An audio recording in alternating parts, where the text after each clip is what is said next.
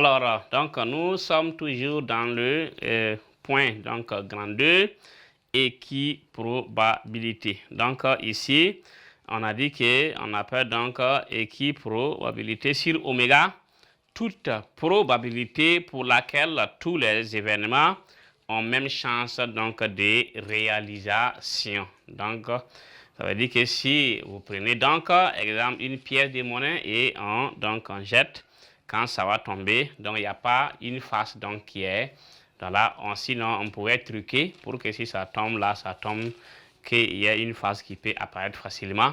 Donc, toutes les faces ici ont la même chance donc d'apparaître, et d'où donc l'appellation d'équiprobabilité. Donc, à l'issue de ça, si donc oméga ici, comme on l'a nommé en haut, l'univers qui est égal à W1, W2 jusqu'à Wn, donc qui est l'univers. Donc, on va prendre, et si on prend P de WI est égal à 1 sur le cardinal de oméga. Et en ce moment-là, pour tout 1 inférieur ou égal à I, inférieur ou égal à N. Donc, avec ici P, une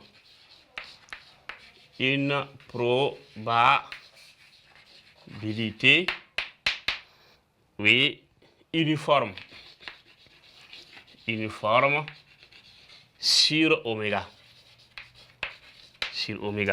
Donc, voici, donc à travers ça, si oméga ici est un événement quelconque, comment on gagne donc la probabilité de oméga?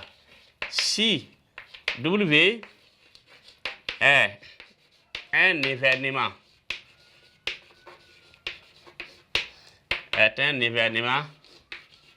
quelconque,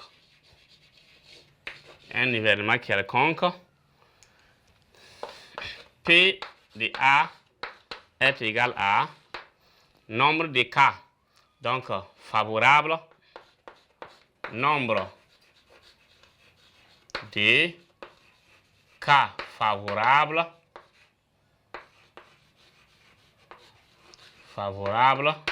sur nombre de cas possibles.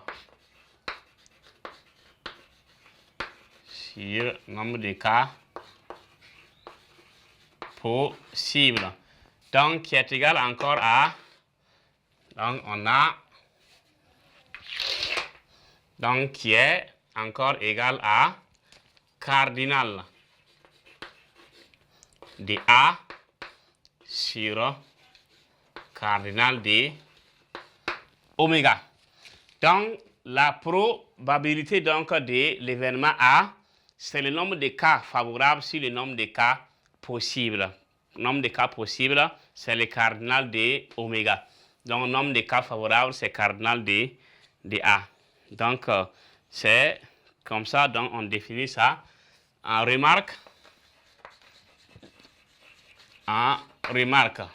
Donc ici, si la situation de probabilité uniforme est souvent clairement exprimée dans l'énoncé, sinon on peut la reconnaître par des indices ou encore donc des indices du genre comme des jeux de cartes, donc des jeux de cartes ou encore donc autres, ou encore les cas des boules indiscernables au toucher, ou voilà des pièces de monnaie parfaite.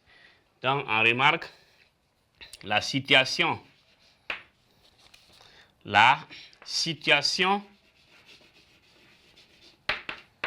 oui, des probabilités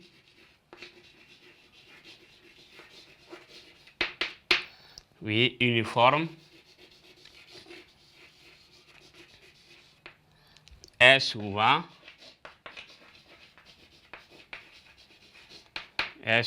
clairement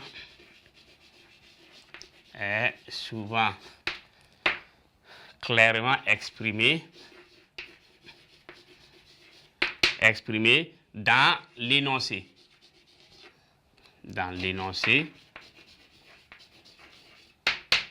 Donc ici, sinon Donc, sinon, on peut, c'est-à-dire si ce n'est pas clairement défini, on peut la donc reconnaître. On peut la reconnaître par des indices. Par des indices. Par des indices du genre. Les indices du genre. 2 points, ça veut dire, donc ici, on peut prendre le cas des boules. Exemple, boule indiscernable.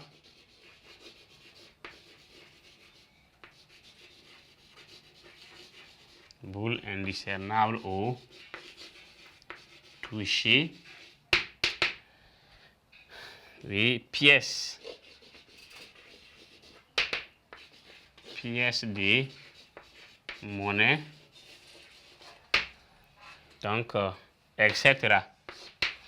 Donc, ceci, comment on peut, dans le texte là, c'est défini clairement. Soit c'est le cas des pièces de monnaie, soit c'est le cas des boules. Donc, le texte donc, doit être clair donc, sur ces éléments. Donc, avant qu'on ne commence donc à essayer de voir comment on peut donc résoudre cette voilà, situation.